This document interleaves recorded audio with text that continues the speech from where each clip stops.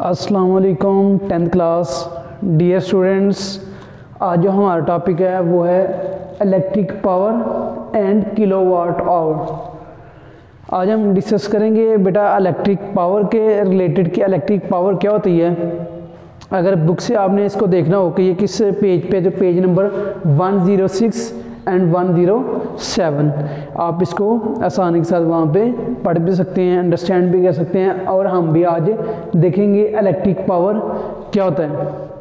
बेटा आपके पास कोई भी डिवाइस हो जो इलेक्ट्रिक से चलती है, इलेक्ट्रिक करंट से चलती हो, कोई भी डिवाइस ले लें, बल्ब ले लें, कोई छोटी सी मोटर ले लें, कोई मोटर बाइक ले लें जो करंट पे चल रही हो, ये कोई भी डिवाइस, तो आप देखेंगे कि आप उसको करंट देते हैं, वो अपना काम करती है, ठीक है।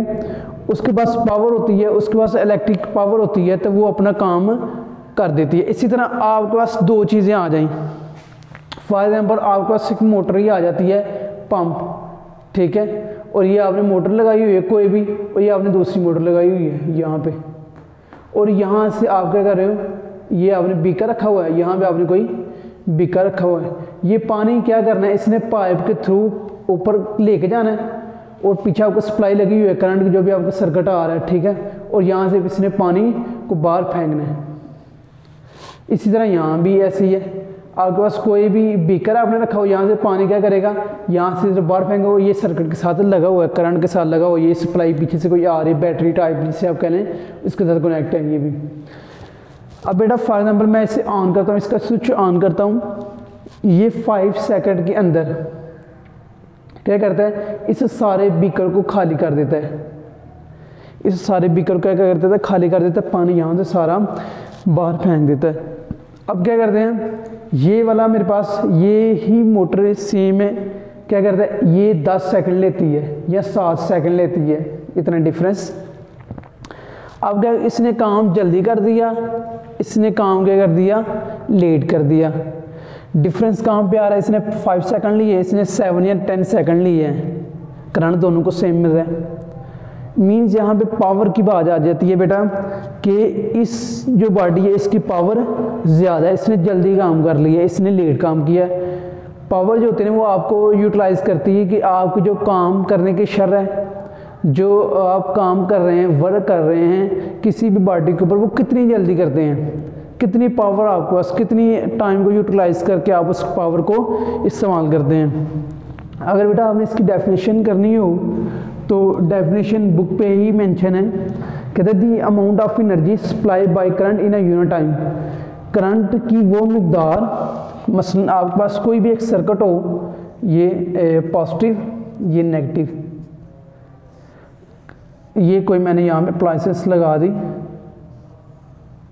यहाँ से बेटा करंट की वो मिकदार जो electrical energy, amount of energy supply by current in a unit time, current की वो मिकदार जो एनर्जी सप्लाई करे इस इलेक्ट्रिकल अप्लायंसेस को, वो आपके पास क्या कहलाती है, इलेक्ट्रिकल पावर। मीन्स यहाँ से आपने बैटरी लगाई और यहाँ से एनर्जी सप्लाई होना शुरू हो गई, और यहाँ से एनर्जी सप्लाई होते होते इसके पास आई, इस करंट की वजह से, इस करंट की वजह से जो एनर्जी इस अप्लायंसेस को मिली और ये रोशन हो गया, ये बल्ब जल गया। तो ये जो एनर्जी आई है इन यूनिट टाइम के अंदर ज़ाहिर सी बात यहाँ से आते हुए कोई ना कोई टाइम लगेगा, 1 सेकंड या 2 सेकंड या 0.5 सेकंड, जितना भी टाइम लगे। तो एक मखसूस टाइम के अंदर एनर्जी, करंट का सप्लाई होना टू दी अप्लायंसेस, और एनर्जी इसको कन्वर्ट कर, एनर्जी देना, सप्लाई करना अपने जो अप्लायंसेस आपने, जो डिवाइस आपने लगाई हुई है, वो एनर्जी क्या कहलाती है, इलेक्ट्रिकल पावर। और इसका यूनिट देखें, सॉरी इसका फार्मूला देखें पावर का, तो the work done in a time, work done in a unit time, एक मखसूस टाइम के अंदर जो आपने वर्क किया है उसको कहते हैं पावर।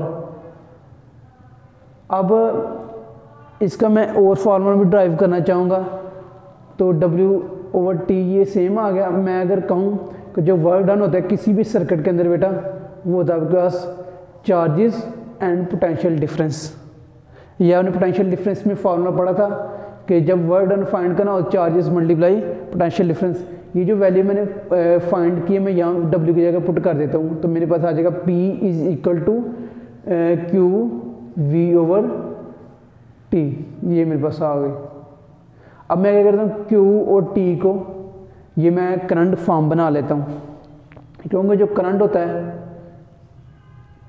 चार्जेस ओवर टाइम होता है, किसी भी क्रॉस सेक्शन एरिया से गुजरने वाली जो करंट की मकदार होती है in unit time is called current.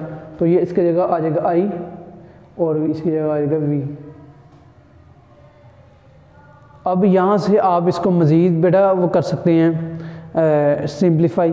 कैसे, ये पेपर में भी आ सकता है एमसीक्यूज़। ये सिंप्लीफाई कैसे करना है, V is equal to I R होता है, आप V की जगह यहाँ पे आई आर पुट कर दें, P is equal to I multiply I R, तो ये आ जाएगा P is equal to I का स्क्वायर आर।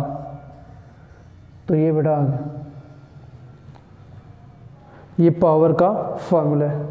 और पावर का बेटा जो यूनिट है, पावर का जो यूनिट होता है वो होता है वाट। अब वाट को मैं डिस्कस करूँ अगर, तो पावर क्या होता है, जूल पर सेकंड। इसका इससे अगर यूनिट निकालूं, जूल पर सेकंड आता है और जूल पर सेकंड ये वाट के इक्वल होता है। अगर मेरे पास बैटरी हो,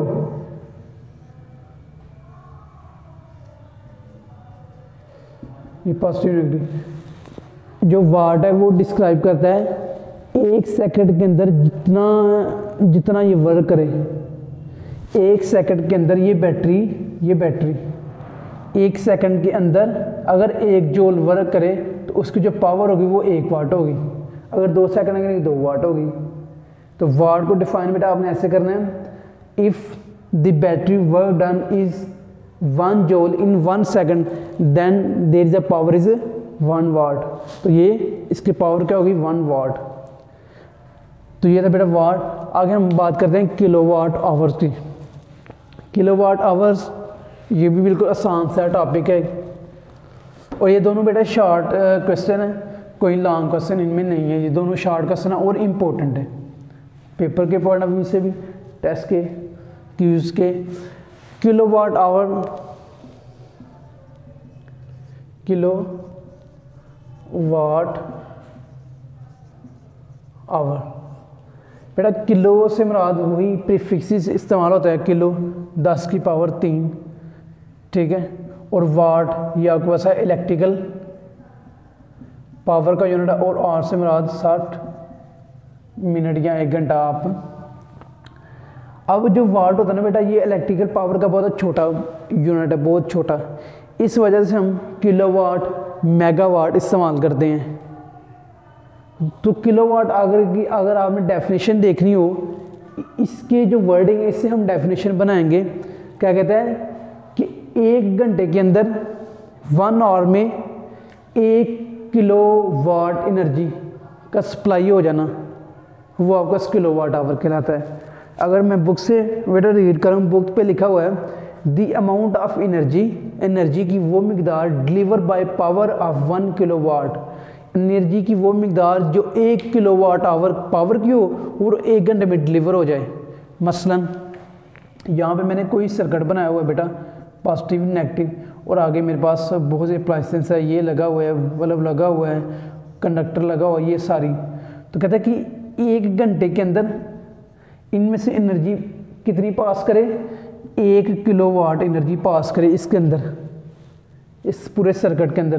तो वो क्या होगी, टोटल 1 किलोवाट आवर्स। 1 घंटे के अंदर 1 किलोवाट एनर्जी पास करे तो वो उसकी जो डेफिनेशन होगी, डिफाइन होगी, वो किसकी होगी, किलोवाट आवर की। सिंपल सी डेफिनेशन है, अगर 1 घंटे के अंदर 1 किलोवाट आवर, 1 किलोवाट पावर वो एनर्जी सप्लाई हो सर्किट के अंदर, तो वो आपके पास क्या कहलाएगी, किलोवाट आवर।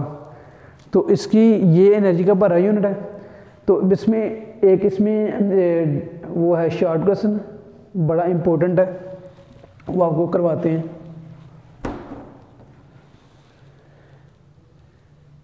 यहाँ में बेटा लिखा हुआ है 1 किलोवाट आवर, बुक पे ही 1 kilowatt hour is equal to 3.6 mega joule. ये इम्पोर्टेंट शॉर्ट क्वेश्चन है। ये स्टेटमेंट आपको देगा, आपने ये सॉल्व करना है। तो इसको हम लेते हैं 1 किलो, 1 वैसे ही आ गया, किलो की जगह बेटा हमने 1000 लगा लिया। और आवर्स, 1 घंटे में कितने सेकंड होते हैं? 3600 सेकंड होते हैं, तो हम लगा लेंगे यहाँ से। तो ये वाट 7 वैसे ही आ गया, ये एक आ गया, किलो की जगह ये आ गया, घंटे की जगह 3600, और ये वाट 7 ऐसे ही आ गया। अब करेंगे कि ये 1 के साथ मल्टीप्लाई होगा तो ऐसे ही आ जाएगा 1000, इसको करेंगे ये आ जाएगा 3600 वाट। अब इसको इसके साथ मल्टीप्लाई करें 1000 के साथ, ये आ जाएगा 36, 2 5, 2 ये हो गए, 3 ये हो गए, 1 2 3 4 5, ये वाट। और ये बेटा इसके साथ सेकंड भी आना है 100। ये कि हमने किया था ना बेटा यहाँ पे आवर्स का, तो यहाँ पे आवर्स की जगह हमने सेकंड में काउंट किया, 1 घंटे को सेकंड को, यहाँ पे सेकंड भी आना है, तो यहाँ पे सेकंड भी मैं मेंशन कर देता हूँ। अब जब सेकंड यहाँ पे आएगा तो ये आ जाएगा 1 2 3 4 5, 10 की पावर 5 वाट सेकंड। अब 10 की पावर 5 है, मैंने इसे 6 बनाना ताकि ये मेगा बन जाए। ये देखिए 5 है ना, तो ये एक इशारे यहाँ पे है ना, जिसकी ये रकम में इशारे ना उसके एंड पे होता है, तो मैं इशारे यहाँ पे लेके आता हूँ। तो जब इशारे में यहाँ पे लेके आऊँ तो इसमें एक हिसाब बढ़ जाएगा 10 की पावर से। तो जो वाट सेकंड होता है ये बेटा जूल के इक्वल होता है। जूल जो इक्वल होता है वो वाट सेकंड के इक्वल होता है। अब जूल जो होता है वो मैं आपको बता देता हूँ किसके एनर्जी का यूनिट है। एनर्जी का कह लें, वर्क का कह लें। तो हमारे पास जो पावर थी अभी जो हमने पढ़ा है W/T था, ये था पावर हमने। अब इसका जो यूनिट होता है पावर का क्या होता है? वाट होता है। ये वर्क का यूनिट क्या होता है? जूल। और टाइम का यूनिट क्या होता है? सेकंड। अब ये यहाँ पे आएगा तो वो आ जाएगा watt second is equal to joule. तो वाट सेकंड गया, मैंने क्या लगाने लगा? जूल। अब 10 की पावर 6 है, और 10 की पावर 6 के लिए बेटा जो हम प्रीफिक्स इस्तेमाल करते हैं वो करते हैं मेगा। तो आ जाएगा 3.6 मेगा जूल। तो ये किसके इक्वल आ गया? इसके इक्वल आ गया। Right hand side is equal to left hand side, ये आ गया। तो ये बेटा हमारे पास किलोवाट आवर्स की डेफिनेशन हमने पढ़ी है। इसके बाद ये इम्पोर्टेंट शॉर्ट क्वेश्चन है, 1 kilowatt is equal to 3.6 mega joule के इक्वल होता है, ये हमने प्रूव करना है।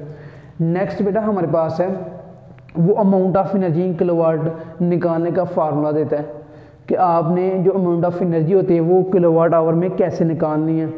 तो सिंपल आप क्या करें, सिंपल उसने लिखा हुआ है वाट, तो आगे नेक्स्ट लिखता है time of use in hours. आपने जो टाइम इस्तेमाल किया है वो आपने घंटे में लिखना है, घंटों में कितने घंटे हैं, ओवर्स 1000। तो ये आपके पास एनर्जी आ जाएगी जो आपने 1 किलोवाट आवर में इस्तेमाल की है। इस तरह आप घर के जो बिल होते हैं बेटा उनकी एनर्जी भी आप फाइंड कर सकते हैं। कैसे? एनर्जी जो सप्लाई होती है, cost of electricity, cost of electricity कैसे, नंबर ऑफ यूनिट।